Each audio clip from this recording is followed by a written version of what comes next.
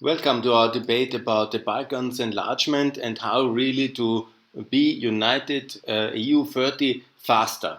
Because my complaint and my message in this video is that we are really much too slow. And I call on Ali Ahmeti and the Albanian Macedonian leader of the TUI party, unite all Albanians in and by the euro now.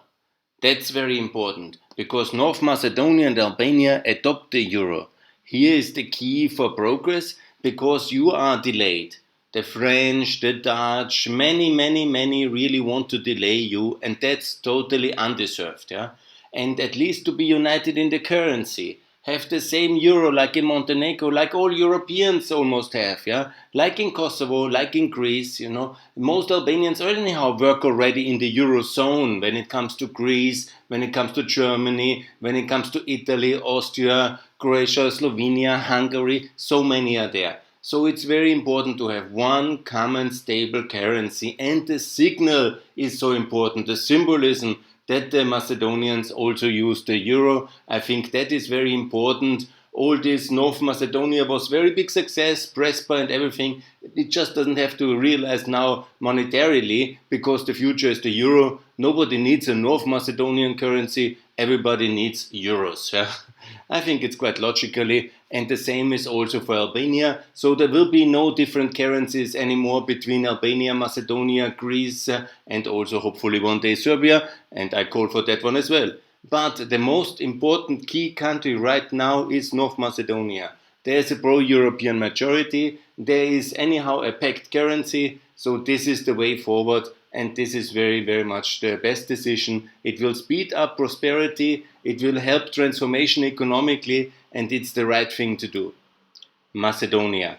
Now we come to Montenegro, and here Montenegro has already the euro. That's the good thing, you know, it's really already achieved. Yeah? So Montenegro is in many ways with NATO, with the euro, with the fast-track accession, the perfect country for fast-track accession. Basically, it can be taken into the European Union already now. Good. Macedonia, back to Macedonia. Here is the point. Macedonia is already now celebrating since 91 its independent country. Here the courage was of the West to recognize in 91. Very good. Unfortunately not for Kosovo. We regretted it delays then by having two wars in the Balkans and was terrible enough. But Macedonia was recognized, but you know, it didn't have a very strong start to call it like this. And it was then also affected by conflict in the year 99 and 2001. But now, please let us remember, 2005 already, Macedonia is an EU candidate country. Now we have Prespa peace. Now the road should be open for Macedonia in the EU, for North Macedonia, European North Macedonia. More infrastructure, better cooperation, everything of this is ongoing. It's really very good. Just please make sure that you cancel this Wimmera Day on the 23rd of October and that you invite Ukraine to CEFTA, and also that you join the EU sanctions against Russia for the Crimea annexation, please, the Minsk sanctions. That's very important. Yeah? And reform internally, so many things to be done. But key is really to adopt the euro. Good. Montenegro, back to Montenegro. Let's not forget Montenegro is the masterpiece, but just they have not so much money because it's a relatively small country. Here we need to help with the highway. Here we need to help with the tunnel to Kosovo. And this is a very important project, and please support Montenegro as the 28th member country in the EU. It's perfect, it's in WTO, it's in NATO, it complies to European policy, it is in the Minsk sanction, it is in favor of Belarus sanctions, it has recognized Kosovo. Montenegro is really absolutely perfect, at least up to now. There's a certain danger that the pro-Vucic, pro-Russian, pro-Putin opposition will take over. They have agreed in written now that they won't be pro-Putin, pro-Vucic, but that's what they are, at least a bigger party. So that's really very dangerous to give them the power. So I call actually on a new form of grand coalition, a pro-European coalition, excluding the pro-Russians, the Democratic Front, and make a deal with Djukanovic for early presidential elections. So basically Djukanovic will be basically his political future Sure, he has to sacrifice himself. I'm sorry, Mr. President, but that's the scenario I see, and elect Tritan Abasovic as Prime Minister with the help of the TPS. And this form, it will be obviously also quite controversial, but this way the DF doesn't get power in a NATO state, and also the area of Djukanovic is over. And it's one Albanian gentleman, the Prime Minister of Montenegro. So I think it would be the best outcome for Montenegro, and then immediately into the EU, because that's what I say, the three countries, three NATO members, if they adopt the euro as well in Albania and Macedonia, let's get them into one big effort into the European Union, because we have no time to waste. It's not getting nothing better outside. It's quite lonely outside, and we have not such great progress outside anyhow. So let's get the NATO members in. They are allies, that's meaningful. They adopt the currency. They cannot annoy us later like Orban does, and let them get in, because everything regulatory they have already mostly done, and there are other things we can fix inside. So we will be EU 30. It's a sign of attractiveness. We will have much less refugees, asylum seekers, and so on, because they will be fellow Europeans. It's the better way inside. And as we have seen in Romania and Bulgaria, we can improve countries also as members, and we will. So Albania, of course, is a challenging country, needs significant reforms. I'm for federal Albania. I'm for decentralization. I'm for the euro, for flat tax 10. Best regards. I lived many years happily in Albania until they got again the progressive failed taxation reform of socialist envy. And we have no big progress since 2013 in Albania. That's, of course, a very sad result. But nevertheless, it's ready for EU membership under the condition that they adopt the euro and stop the currency manipulation and all these problems in the financial system. But that's the beautiful part. When you are joining the euro, you are basically also having much less manipulative and corruptive and collusive power in your financial system, because with the euro you should also then adopt much more of the European regulatory system for the financial markets, and also you have less arbitrage possibilities, because basically the currency is fixed, it's the euro basically. So you cannot do a lot of nonsense anymore. Good. Great Balkan Benelux of NATO Allies 2020. Customs and Currency Union of the Southern Balkans. I said this since 2005 when I came first to work for the Balkans. The four countries are natural economic union, and the Customs and Currency Union should be like in the EU, meaning, what means the currency union is adopting the euro, so they are all in the euro, that's a major step forward, and the currency union is a currency union with the European Union along EU regulatory lines. That's anyhow the membership of the EU, but you can, before do a customs union, reduce, destroy all the customs facilities which there is between the four countries, because they are all completely useless and only there for corruption and have no kind of economic meaning. And they were never there, because Kosovo and Montenegro, Macedonia were anyhow part of the customs union Yugoslavia. And Albania, there was no trade with Albania because it was a completely closed country. So this is all totally nonsensical to have this kind of customs borders, because what we really need is a customs border at the airports and at the ports. Yeah, in Bar, in Durrës, in Flora, maybe in Saranda, there must be, and in the few airports there are in the regions. Yeah, and the rest is basically a European customs union. That's the geography of the Balkans, and even artificially to have something with Serbia and with Bosnia, it makes actually economically no sense at all. But okay, if they are not ready for that now, we can wait for them, but not wait with our own progress for the currency and customs union of the Southern Balkans.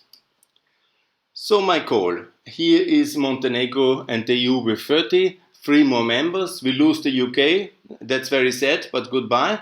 Montenegro, North Macedonia, Albania in the EU. We are the EU of 30. And with the budget we have now, we can really afford also 3 poorer countries. They will be much richer. And actually Montenegro is already on the level of Bulgaria. It's quite an achievement. So let's discuss also a little bit about the Corona rescue packages. It's much better than sending a lot of money there. It's much better to get them into the EU. That's the best Corona rescue package for the Southern Balkans we can do.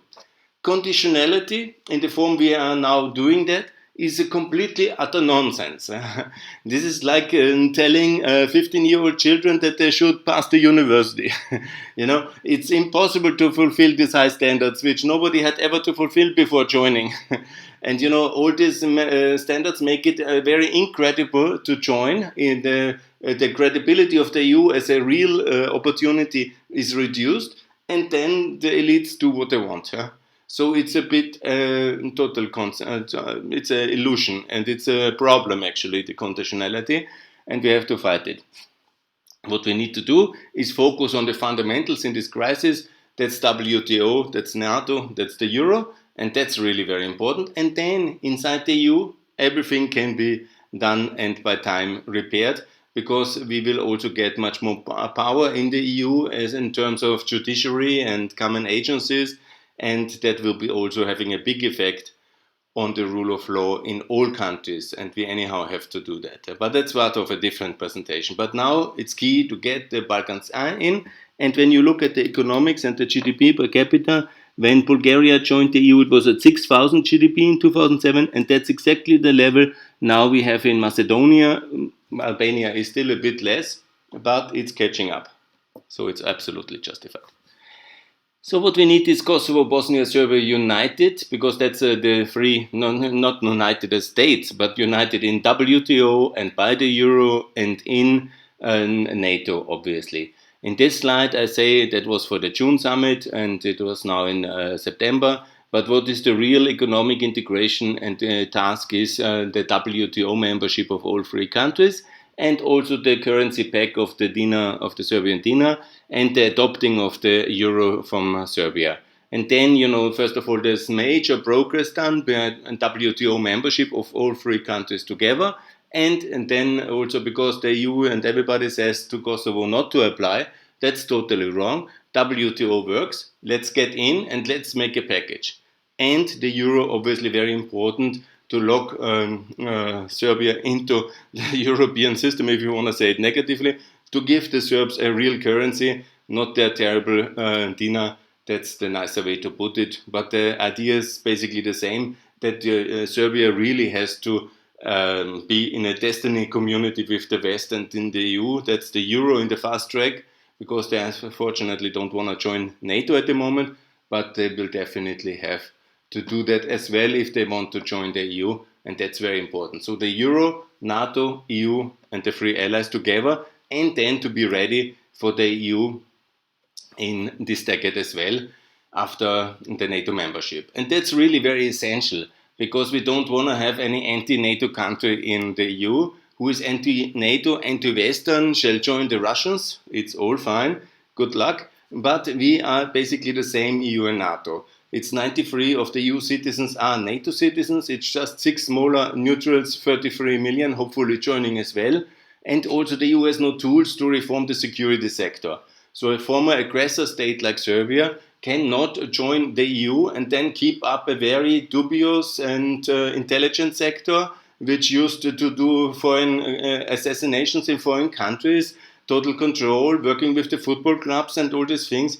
This is all a total disaster what Serbia still has today in the security sector, and that needs to be reformed, and that's only in the process of joining NATO this can be done, because the EU has not the capacity for that. And anyhow, nobody can divide us. We are not going to be divided by Serbia between EU and NATO countries. Yeah, this is basically the same. Here comes Ursula von der Leyen. You have to lead Europe and not to administer. It's very important to have now the EU potential candidates for Ukraine, Georgia and Moldova, because that's the next wave of enlargement together with Kosovo, Bosnia and Serbia. Ukraine, Georgia and Moldova should be by the end of the decade in the European Union, and that's really very important. And the Euro as well, and Thessaloniki too, basically. That's the idea, to include them in the Western Balkan integration process. And even, I make the case, even when nobody likes it, I say we can buy the non-supporters, the opposition to Ukraine in the EU, with lifting the EU sanctions. It's fine, it's not totally principled, but if that's the price to pay, then some Russian oligarchs can do some money transactions again in the EU. Anyhow, the sanctions were not so massively economically relevant, and they didn't have any political result on the Russian elite. Anyhow, they didn't withdraw from Crimea and from Georgia and from Donbass. Whatever, if the price is that, it's fine, because what really matters is Ukraine, Georgia, and Moldova, the free parts, can join the European Union and NATO.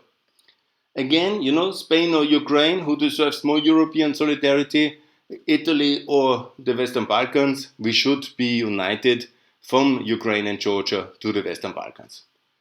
Good. Coming to the Republic of Kosovo, look how it is. It is now quite impressive economic growth. It's catching up to Georgia. I mean, that's an impressive thing, because Kosovo has the euro. That is so important. And now really that's quite amazing progress in prosperity, because all the diaspora, all the donor funding into Kosovo invested is secure on a firm fundament of the euro. There's no kind of quicksand of a lari or hryvnia, and that has made a big, big difference. Again, I call for the WTO membership, and I call for the creation of Balkan Benelux. You have seen that slide already. And now I will say why the current status of the dialogue, which the EU insists since 2011, is unfortunately very biased in favor of Serbia, and it must be changed. Yeah? We have to really, after all the things which was terrible wrong done against the Kosovo Albanians, we have to support and create an equal playing field. And that's not given, because Serbia has inherited all this international network of the non-aligned movement, is already in the Council of Europe. Kosovo is not. Serbia is supported by the EU to join the WTO. Kosovo is not.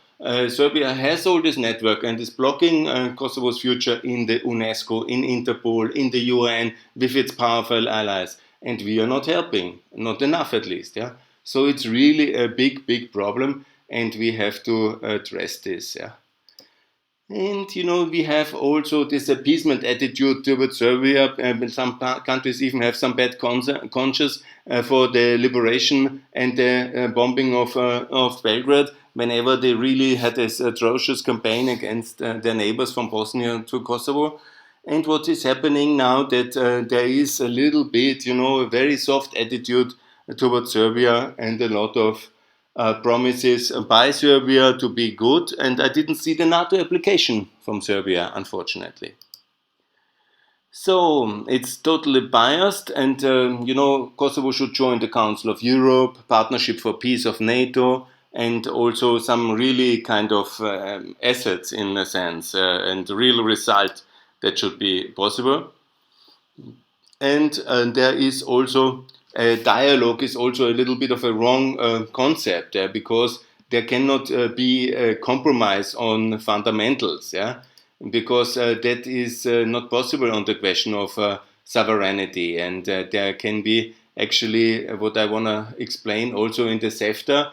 This was really Kosovo was in a total correct position. There was almost no products coming from Kosovo into Serbia, because they never recognized the customs stamps. And there was a very unilateral trade relation. And then one moment when they really went again against Interpol membership of Kosovo, Interpol is the police organization, who can be against that? Then it was really very good that Kosovo has imposed the sanctions, because that was not in a way protectionism, it was just a level playing field between Kosovo and Serbia. So all these compromises, I want to explain, when you want to be a sovereign country, there's no way to be in a compromise mood. What should Mr. Hoti or Faji do? I say they compromise on sovereignty, and sovereignty is not a plan, man, that's internationally recognized by 100 countries. Yeah? And also, they won't, who gives them the authority to do that? Yeah? And how can anybody expect that? So it's a sovereign state, it's the Free Republic of Kosovo, it will join NATO and the EU, it has already the euro, and that's it. And Serbia, please recognize, and that must be the result of this dialogue. Yeah, sovereignty compromise is only happening in the EU, joint EU membership, both at the same time simultaneously, and not Serbia first and then Kosovo, to join the EU at the same moment, and that's basically also the peace treaty. That's the cool result. Okay, I made already this point. I'm more for consensus governments. In transition countries, I actually think these divisive political fights between always majorities of one. In Montenegro, one majority now for the DF in this coalition. In Macedonia, the majority of one. Also the Kosovo government, majority of one.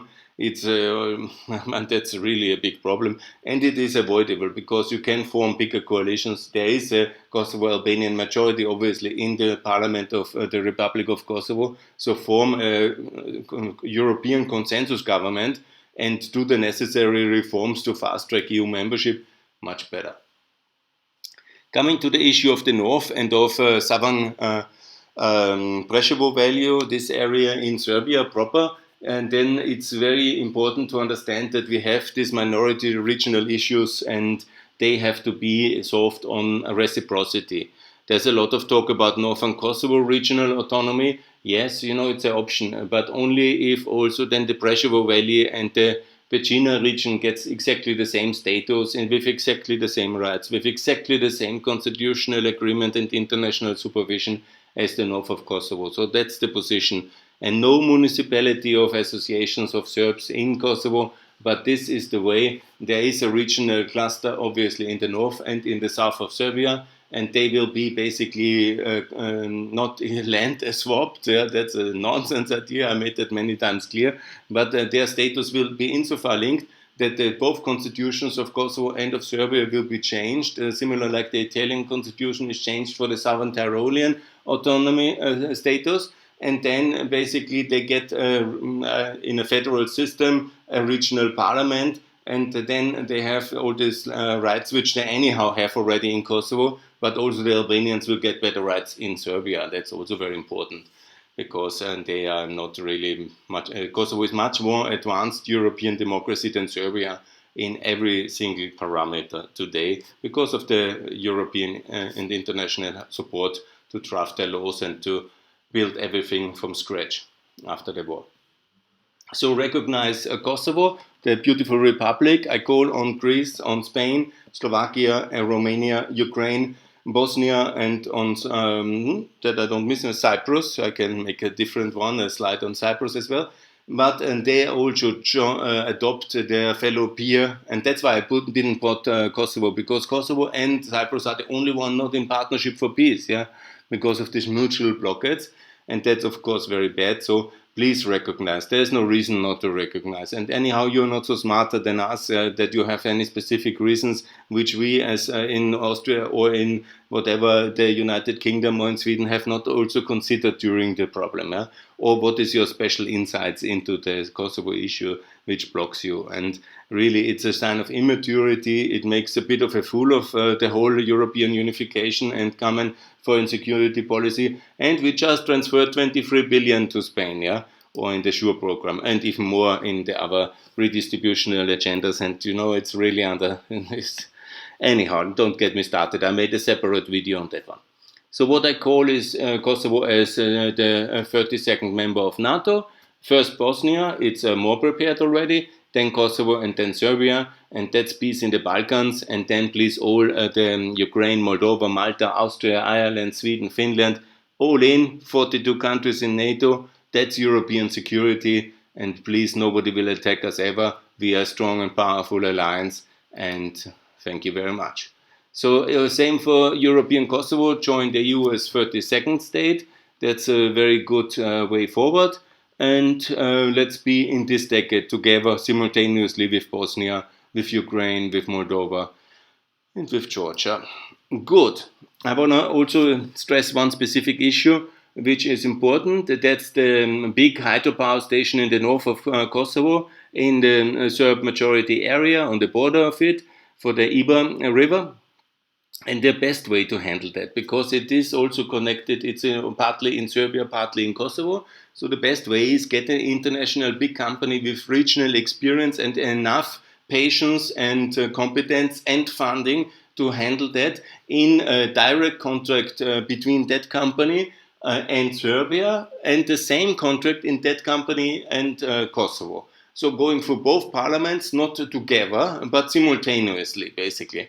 Unfortunately, there is no other way to do it, in my view, and there don't need to be the Americans involved because it's also possible. But I think Statkraft is really the best company. They have done similar project of complications already in Albania. They have this regulatory and regional experience, and they have endless money, and they are really the perfect company for that. And they have a good standing in Serbia, and they have a good standing in Kosovo, and they can get this double concession parallel simultaneously on the same terms, so nobody's jealous. And they are also very environmental conscious. They are very much for the population. They do that all correct.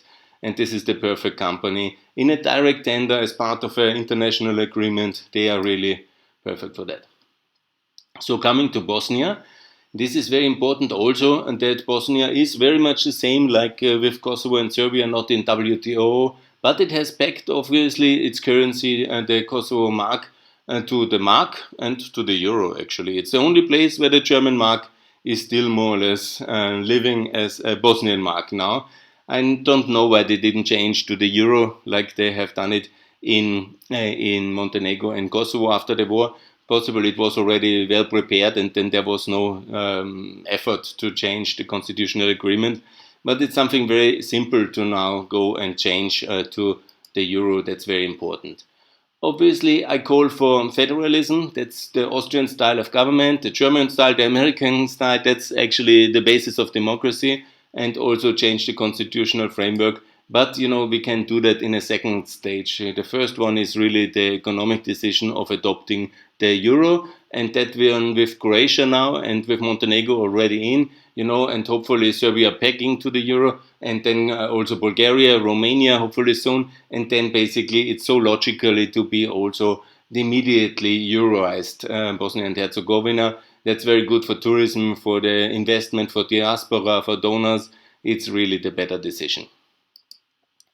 So yes, and then comes NATO. Obviously, they are ready for that one, and then to adopt the federal system and to make sure there is more transparency and to stop bashing Bosnia. I say it like this because there's all this Bosnia doesn't work, and so I was there several times now. If you go, it's a wonderful place. The federation, the part which is with the Muslims and with the Croatians is much better developed than the Republic of Srpska. You see the streets and the houses and everything, and so that's more an issue of the political settlement of Dayton. But that can all be done in a second stage. What is now important is really the Euro, NATO membership that gives you security and prosperity, and then everything can be transformed a little bit and made more effective inside NATO then.